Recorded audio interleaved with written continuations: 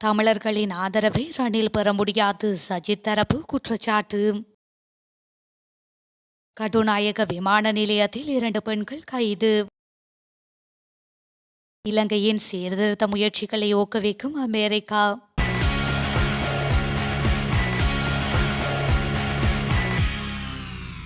ரணில் விக்ரமசிங்கே ராஜபக்சர்கள் பக்கம் நிற்கும் வரை அவரால் வடக்கு கிழக்கு மற்றும் மலையக தமிழ் மக்களின் ஆதரவை பெற முடியாது என்று நாடாளுமன்ற உறுப்பினர் டிலான் பெரேரா தெரிவித்துள்ளார். ஜனாதிபதி தேர்தல் தொடர்பில் ஊடகங்களுக்கு கருத்து தெரிவிக்கும் போதே அவர் இதனை கூறியுள்ளார். அவர் மேலும் கூறியதாவது, நாட்டில் உள்ள வாக்காளர்களில் 40% யாருக்கு வாக்களிப்பது என்பது தொடர்பில் இன்னும் தீர்மானிக்கவில்லை. இந்த நிலையில் 60% வாக்குகளை வைத்துத்தான் கருத்து கணிப்புகள் வருகின்றன. அது உறுதியான முடிவாக அமையாது. வடக்கு கிழக்கு மற்றும் மலையகத்தில் வாழும் தமிழ் மக்கள் ரணில் விக்ரமசிங்கே ராஜபக்சர்கள் பக்கம் நிற்கும் வரை அவருக்கு ஆதரவு வழங்க மாட்டார்கள். எனவே வடக்கு கிழக்கு மற்றும் மலையகத்தில் உள்ள மக்களுள் பெரும்பாலானவர்கள் ஐக்கிய மக்கள் சக்தி பக்கம்தான் தற்போது நிற்கின்றனர். ரணில் விக்ரமசிங்கே படித்தான் முயற்சித்தாலும் ராஜபக்சர்களுடன் இருக்கும் வரை அவரின் முயற்சி வெற்றியளிக்காது. தமிழ் முஸ்லிம் மக்கள் மத்தியில் என்னை போன்ற அரசியல்வாதிகளுக்கு வரவேற்புள்ளது. அந்த மக்களின் உரிமைக்காக முன்னின்றவன் நான். அதனால் சிங்கள புலி என்று கூட முத்திரை குத்தினர் என அவர் தெரிவித்துள்ளார். கடுநாயக்க சர்வதேச விமான நிலையத்தில் 2 கோடி ரூபாய் பெறுமதியான போதை மாத்திரைகளுடன் 2 பெண்கள் கைது செய்யப்பட்டுள்ளனர்.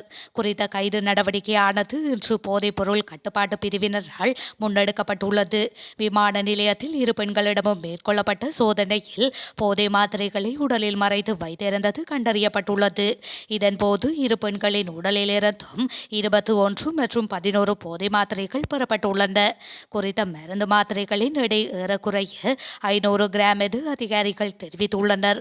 மேலும் சந்தேக நபர்கள் இருவரும் துருக்கி ஏர் விமானத்தின் மூலம் காலை 6 மணியளவில் இலங்கை வந்தடைந்துள்ளனர் என விசாரணைகளில் தெரியவந்துள்ளது.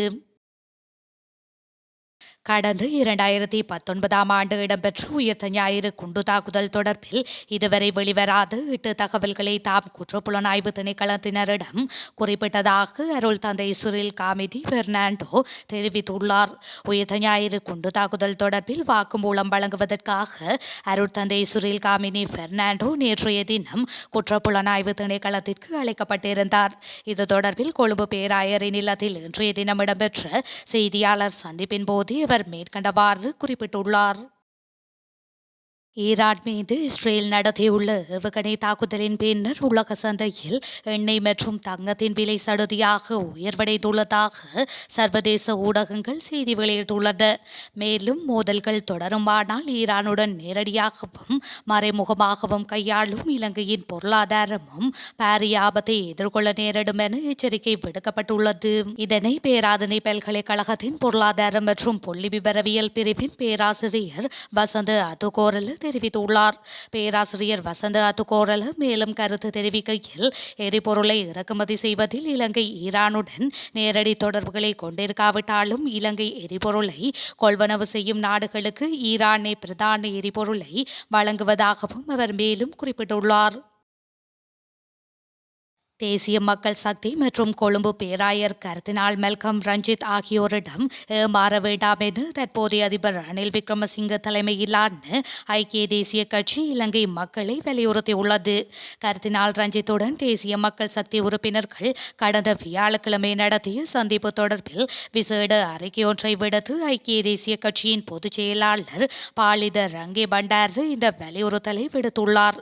இந்த நிலையில் 2019ஆம் ஆண்டு முன்னாள் அதிபர் கோட்டாபய ராஜபக்சவுக்கு வழங்கிய ஆதரவை போன்று கர்தினால் தேசிய மக்கள் சக்திக்கு ஆதரவளிப்பாரா என ரங்கே பண்டார் கேள்வி எழுப்பியுள்ளார்.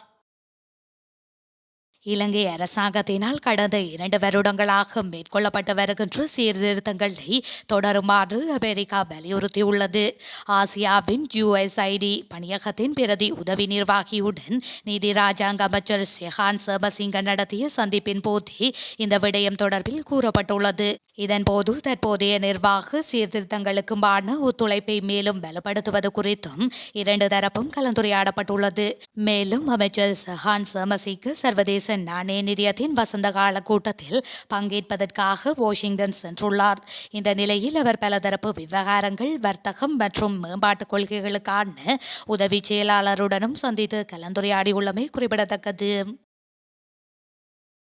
முன்னாள் பிரதி அமைச்சர் பாலித தேவரபெரும அவர்களின் இறுதி பயணம் லட்சக்கணக்கான மக்களின் பங்கு பெற்றுதலுடன் நேற்று நடைபெற்றது.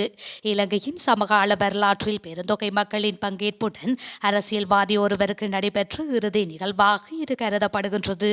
நேற்று முன்தினம் இரவு மத்தகம எடதோளவத்தையில் உள்ள இல்லத்திற்கு மக்களின் கண்ணீருக்கு மத்தியில் பூத உடல் கொண்டுவரப்பட்டது.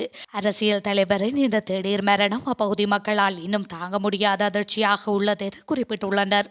பாலித தேவரபெருமவின் பூத உடலின் இறுதி கிரியைகள் பெருந்திரளான மக்களின் பங்கேற்புடன் நேற்று பிற்பகல் 2 மணியளவில் ஆரம்பமானது. பல்லாயிரக்கணக்கான மக்கள் சடலத்துடன் அடக்கம் செய்யும் இடம் வரை சென்றுள்ளனர். இறுதி அஞ்சலி நிகழ்வின் போது ஜனாதிபதி ரணில் விக்ரமசிங்க உட்பட உயர்மட்ட அரசியல்வாதிகள் அனைவரும் கலந்து கொண்டனர். இறுதி நிகழ்வில் கட்சி பேதங்களின்றி பலரும் கலந்து கொண்டனர். மோவின மக்களும் பெருந்தொகையான அஞ்சலி செலுத்தினர்.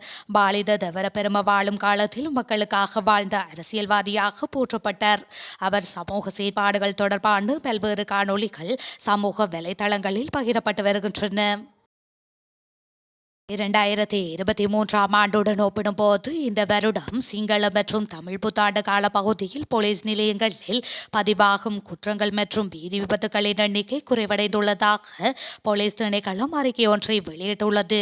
கடந்த ஆண்டு இதே காலப்பகுதியுடன் ஒப்பிடுகையில் 10 ஏப்ரல் 2024 முதல் 17 ஏப்ரல் 2024 வரையிலான காலகட்டத்தில் பதிவான குற்றங்கள் மற்றும் போக்குவரத்து விபத்துகள் தொடர்பான விசாரணையை தொடர்ந்து இந்த விடயம் தெரிய வந்துள்ளது.